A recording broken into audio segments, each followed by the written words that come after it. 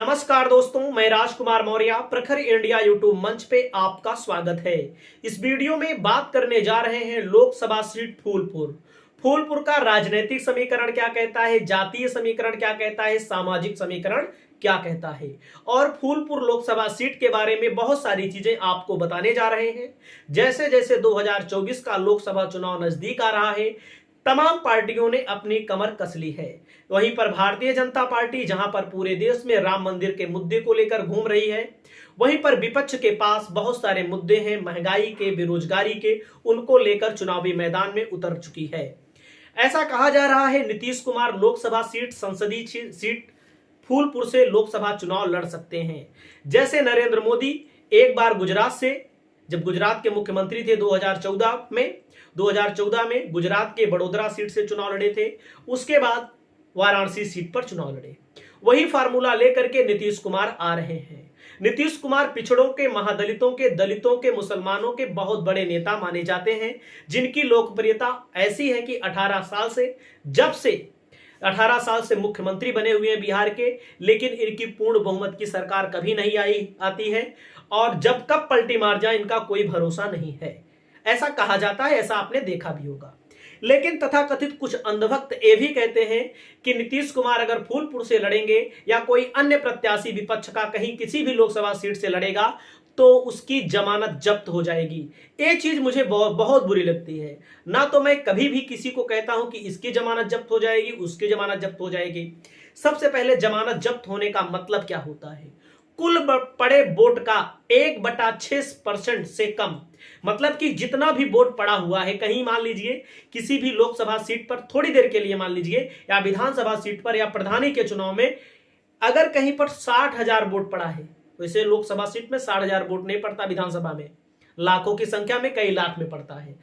तो मान लीजिए 60,000 वोट पड़ा है, अगर कोई भी कैंडिडेट जो लड़ रहा है 1/6 यानी कि 10,000 से कम वोट पाता है तो उसको बोलते हैं जमानत जब्त होना। 6 लाख अगर कहीं वोट पड़ा है लोकसभा सीट पर, तो 6 लाख का 1/6, 1 लाख से कम जो वोट पाता है उसको बोलते हैं जमानत जब्त होना। इसको नोट कर लीजिए दिमाग में। मैं सबसे पहले बात करने जा रहा हूं लोकसभा सीट पर वर्तमान में भारतीय जनता पार्टी का कब्जा है। 2019 में जब चुनाव हुआ, बीजेपी की केसरी देवी पटेल ने चुनाव जीता 5,44,701 वोटों के साथ।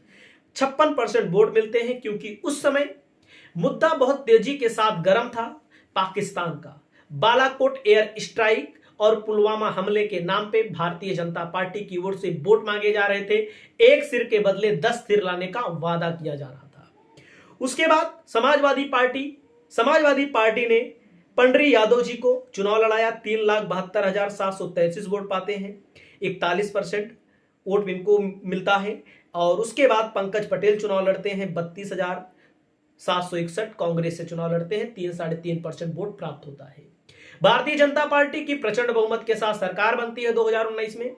लेकिन 2014 में बीजेपी नंबर 1 की पार्टी थी। केशव प्रसाद मौर्य जो उप मुख्यमंत्री हैं, वर्तमान में भी 2014 में चुनाव जीतते हैं अच्छे खासे मार्जिन से। समाजवादी पार्टी से लड़ते हैं धर्मराज सिंह पटेल। उस समय भी भारतीय जनता पार्टी की प्रचंड लहर थी। अब मैं आपको बता दूं, 2014 में केशव प्रसाद मौर्य सांसद बने।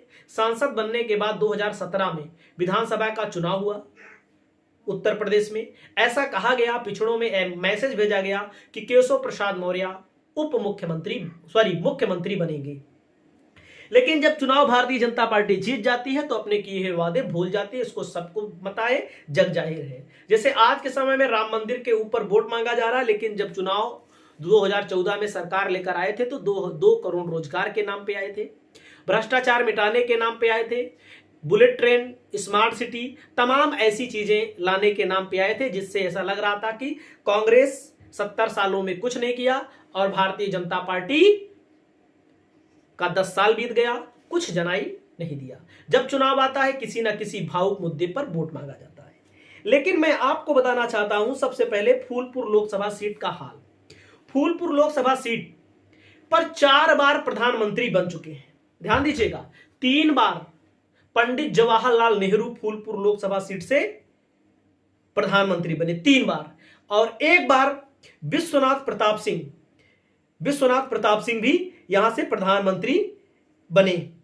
1952 में जवाहरलाल नेहरू चुनाव जीते, 1952 के बाद 62 में भी जीते, 1971 में विश्वनाथ प्रताप जीते। उसके बाद यहां पर 5 विधानसभा सीटें आती हैं। इस लोकसभा सीट में सिरा, फूलपुर, सोरांव, इलाहाबाद पश्चिमी, इलाहाबाद उत्तरी और फाफामऊ। 1952 में पंडित जवाहरलाल नेहरू, 1957 में भी, 1962 में भी लगातार 3 बार पंडित जवाहरलाल नेहरू यहां से सांसद बने और यहां से सांसद बन करके और प्रधानमंत्री भी देश के बने। उसके बाद 1964 में विजय लक्ष्मी पंडित चुनाव जीते कांग्रेस की तरफ से। उसके बाद यहां पर ये भी प्रधानमंत्री बने थे। 1977 में कमल बहुगुणा चुनाव जीती विश्वनाथ प्रताप सिंह कांग्रेस से। 1971 में फिर चुनाव जीते। 1969 में चुनाव जीते जनेश्वर मिश्र। उसके बाद मैं आपको बता दूं बीडी सिंह चुनाव जीते हैं यहाँ पर। राम पूजन पटेल चुनाव जीते हैं। राम पूजन पटेल फिर चुनाव जीते हैं। फिर चुनाव जीते हैं राम पूजन पटेल, यानी कि 3 बार लगातार पटेल चुनाव जीते हैं राम पूजन पटेल। अतीक अहमद 2004 में समाजवादी पार्टी से यहां पर चुनाव जीते हैं।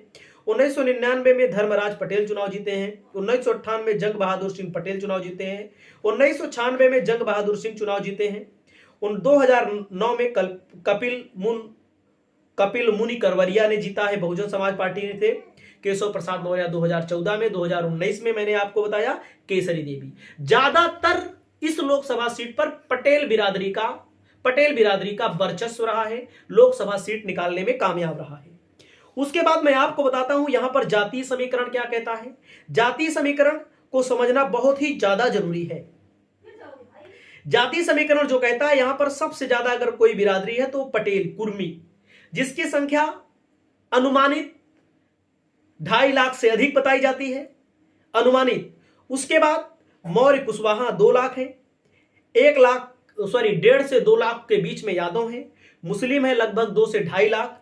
उसके बाद कायस्थ हैं लगभग 2 लाख। ब्राह्मण है लगभग 1.5 से 2 लाख के बीच में। क्षत्रिय लगभग 50,000। अनुसूचित जाति है 1 से 1.5 लाख के बीच में।